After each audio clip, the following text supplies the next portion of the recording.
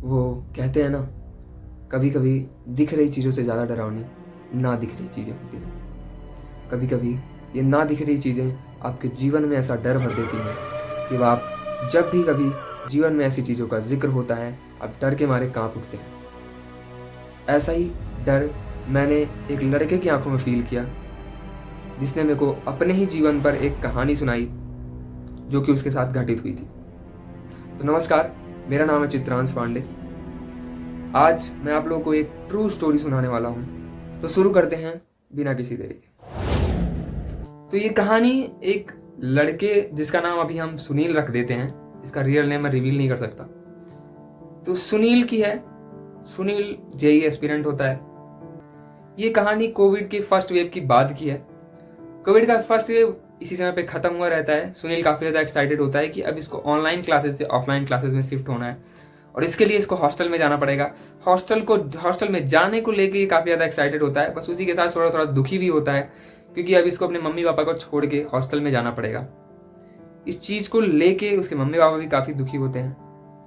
Hostel ढूंढना start करते हैं उसके मम्मी पापा। पहला हॉस्टल ये लोग जाते हैं, सुनील को पसंद नहीं आता और उसके मम्मी पापा को भी पसंद नहीं आता क्योंकि काफ़ी ज़्यादा छोटा और सफोकेटेड होता है, उसमें ना खिड़कियाँ होती हैं ना कुछ होता है। तो वो हॉस्टल ये रिजेक्ट कर देते हैं। दूसरे हॉस्टल में जाते हैं। ये हॉस्टल सुनील को भी काफ़ी पसंद आता है, इनके मम्मी पापा को भी काफ़ी पसंद आता है। सुनील अपने मम्मी पापा को बाय बोल के इस हॉस्टल में शिफ्ट होता है। ये हॉस्टल कुछ लंबा सा रहता है और सुनील का सबसे किनारे वाला कमरा रहता है। सुनील जो है आराम से अपने कमरे में लेटता है, सारी चीज़ें करता है, सोता है। रात होती है। सुनील की ये इस हॉस्टल में पहली रात थी। ऐसा कुछ इसको फील नहीं हुआ। सुनील सुबह उठता है। सुबह 5 बजे इनको उठना भी रहता है एक्सरसाइज करने के लिए। ये हॉस्टल का उस हॉस्टल का रूल रहता है। सारे बच्चे एक्सरसाइज करते हैं, फिर से अपने कमरे में जाते हैं। यही रूटीन चलता रहता है। सुनील को पहली रात में कुछ ऐसा फील नहीं हुआ, दूसरी रात में कुछ ऐसा फील नहीं हुआ, तीसरी में भी नहीं, चौथी में भी नहीं। फिर आती है 5वीं रात। सुनील सुबह 5 बजे उठता है, एक्सरसाइज करता है, सारी चीज़ें दिन का रूटीन करता है। शाम को पढ़ने के बाद ये सोता है। सोते सोते इसको रात में 2-2:30 बजे अचानक से इसकी नींद खुलती है। नींद खुलने का कारण इसके लैपटॉप से आ रही जोर जोर की आवाज़ थी। सुनील अपने बिस्तर से उठता है और देखता है कि इसके लैपटॉप में इसके फिजिक्स वाले टीचर की क्लासेस चल रही हैं। इसके फिजिक्स टीचर की क्लासेस रात को 2-2:30 बजे चलते देख के सुनील काफ़ी ज़्यादा डरता है कि और सोचता भी है कि ये कैसे चल सकता है, क्योंकि मैंने तो लैपटॉप बंद रखा था। पर सोचता है कि क्या पता मैंने ना बंद रखा हो। तो इस चीज़ को ये नज़रअंदाज कर देता है और फिर से जाके सो जाता है। सुबह उठता है। इसके रूटीन में एक चीज़ें और होती हैं कि अपने वार्डन से भी जाके सुबह मिलता है। सुबह उठता है, सुबह जाता है नीचे अपने वार्डन जो कि काफ़ी स्वीट रहती हैं, उनसे आके मिलता है। मिलने के बाद वहाँ से सुनील जा ही रहा होता है कि तभी वार्डन बोलती हैं, बेटा रात में पढ़ते टाइम थोड़ा सा लैपटॉप की आवाज़ धीरे कर लिया करो या तो हेडफोन लगा लिया करो। पूरी रात पढ़ते हो वो ठीक है, बट आवाज़ें नहीं आनी चाहिए। स्वीटली ये चीज़ें बोलती हैं। ये सुनकर सुनील को काफ़ी ज़्यादा अजीब लगता है और वो सोचता है कि मैंने तो कहीं किसी भी रात, अभी तक 5-6 दिन हो गए मेरे को यहाँ पे, मैंने भी किसी भी रात पढ़ाई नहीं करी, तो ये बोल किसको रही हैं। वो सोचता है कि क्या पता कोई कन्फ्यूजन हो गई हो। ये सोचकर वो चला जाता है और कुछ वहाँ पे दोस्त बनाए रहते हैं, उनके साथ रहता है। रात को फिर से सुनील अपने कमरे में आता है। इस रात को उसको कुछ फील नहीं हुआ सारी रातों की तरह, बस वही एक रात जिस रात को इसके लैपटॉप में कुछ चीज़ें चली थी, इस रात में भी इसको कुछ फील नहीं हुआ। लेकिन इस बार जब वो सुबह उठता है, वार्डन इस बार इसे स्वीटली बिहेव नहीं करती। वार्डन इसको तुरंत ही बोलती हैं कि सुनील, अगर रात भर तुमको पढ़ना है तो लैपटॉप को धीमे करके चलाओ या तो हेडफोन लगा के चलाओ, नहीं तो मैं तुम्हारा लैपटॉप अपने पास रख लूँगी और दूंगी भी नहीं। ये सुनकर सुनील अपने वार्डन से बहस भी करता है कि मैंने किसी भी रात को पढ़ाई नहीं करी है, मैं शाम तक पढ़ाई करता हूँ, उसके बाद मैं सो जाता हूँ। बट वार्डन नहीं मानती है, इसको लताड़ती है अच्छे से। ये सुनने के बाद सुनील जो है वहाँ से चला जाता है और ये चीज़ें सोच ही रहा होता है। अचानक से इसके कमरे के 2-3 कमरे के बाद बाहर एक लड़का खड़ा होता है, उसको रोकता है और बोलता है, भाई तू यार इतना ज़्यादा निडर कैसे और इतना ज़्यादा गट्सी कैसे कि इस कमरे में रह रहा है। इस कमरे का मतलब सबसे आखिरी वाला कमरा। ये सुनकर सुनील को काफ़ी अजीब लगता है कि नीचे अभी वार्डन ने ये चीज़ें सुनाई, अब ये बोल रहा है। सुनील इसी टोन में बोलता है कि ऐसा क्या है भाई इस कमरे में, जिसके लिए मेरे को निडर और गट्सी होना पड़ रहा है। ये सुनने के बाद लड़का बोलता है कि भाई 2 साल पहले किसी फिजिक्स टीचर के कुछ कहने की वजह से इस कमरे के पंखे से लटक के एक लड़के ने सुसाइड कर लिया। ये सुनने के बाद सुनील को लगता है बहुत ज़्यादा डर। अब उसको समझ में आता है कि इसके 5वीं रात में जो इसके साथ हुआ था कि इसके अचानक से इसके लैपटॉप में किसी फिजिक्स वाले टीचर का लेक्चर चलने लग गया था। ये सुनने के बाद अब ये चीज़ें इसको समझ में आ जाती हैं कि ऐसा क्यों हुआ। ये अपने कमरे में जाता है, सोने की कोशिश करता है, बट इसको नींद नहीं आती है। ये उस रात सोया नहीं, उस रात इसके साथ कुछ हुआ भी नहीं। अगली रात को फिर से अपने कमरे में आता है, लेकिन इसको ये चीज़ें सोच लेता है कि ऐसे कब तक चलेगा। तो इसके लिए एक जुगाड़ निकालता है जो कि हमारा सबसे ज़्यादा प्रिय जुगाड़ है।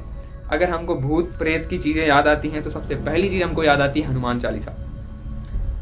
इस बार ये अपने लैपटॉप को स्विच ऑफ करके अपने फ़ोन में धीमी आवाज़ में हनुमान चालीसा लगा के और कुछ मंत्रों का उच्चारण लगा के अपने पास रख देता है। और बिलीव मी, कुछ रातों तक इसके साथ कुछ भी नहीं हुआ। यस, इसके साथ कुछ भी नहीं हुआ हनुमान चालीसा की वजह से और इन मंत्रों की वजह से। ना तो इसकी वार्डन ने इसको कुछ बोला, ना तो इसको ऐसी कुछ चीज़ें फील हुई। बट 13वीं या 14वीं रात थी इसके हॉस्टल में। अचानक से रात में इसकी नींद खुलती है और ये देखता है कि इसका फ़ोन इसके पास नहीं है और कोई मंत्र का उच्चारण कुछ भी नहीं चल रहा है इसके कमरे में। ये देखने के बाद सुनील अपने बिस्तर से उतरता है और अपना फ़ोन ढूंढने लगता है। इसका फ़ोन इसी के बेड के जस्ट सामने वाली दीवार के किनारे पे रगड़ता हुआ नीचे गिरा हुआ मिलता है। सुनील अपने फ़ोन को उठाता है, देखता है कि उस पर बहुत सारे स्क्रैचेज आए हुए होते हैं और इसका फ़ोन भी स्विच ऑफ हुआ होता है। अब सुनील को लगता है कि इस कमरे में कुछ ऐसी चीज़ें हैं जो मेरे को इस कमरे में बर्दाश्त नहीं करना चाहती, मेरे को इस कमरे में देखना नहीं चाहती। सुनील लेटता है। अब इस रात को उसको बहुत सारी चीज़ें फील भी होती हैं। इसको लगता है कि इसके बेड के नीचे कोई लंबी लंबी गहरी गहरी सांसें ले रहा है। ये सोता है, इसको लगता है कि इसके पंखे पर भी कोई रस्सी बंधी हुई है। इसको कुछ वहाँ पे दिखता नहीं है, बट ये सोने टाइम चादर ओढ़ के जब सोता है तो इसको अचानक हल्का हल्का लगता है कि कोई रस्सी बंधी हुई है इसके, जैसे कि फांसी का फंदा होता है वैसे तरीके से।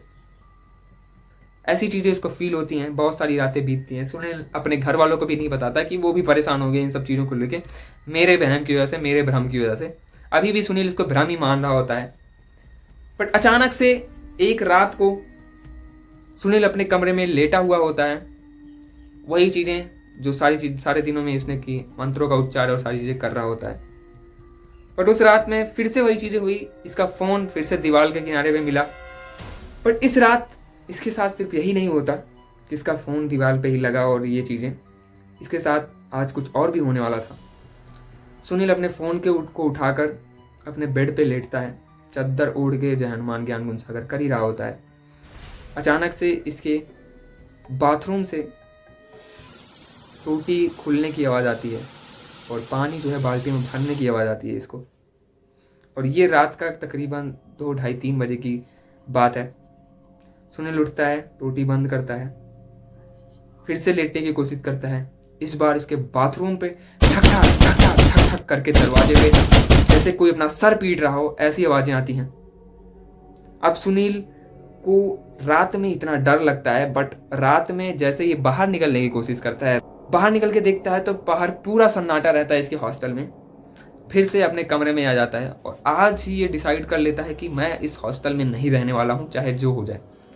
बट उसके लिए पहले इसको ये रात बितानी थी। ये रात इसकी अच्छी नहीं बीती। ये कैसे करके अपने कमरे में चद्दर ओढ़ कर आँखों को बंद करके सोने की कोशिश कर रहा होता है। इसके कानों से पास आके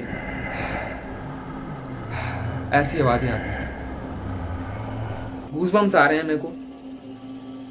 अब इस रात में अगर आप इस जगह पे होंगे तो आपको कितना डर लगेगा, एक बार सोच के देखो। और ये रियल स्टोरी है। सुनील कैसे करके कुछ ना कुछ करके रात बिताता है।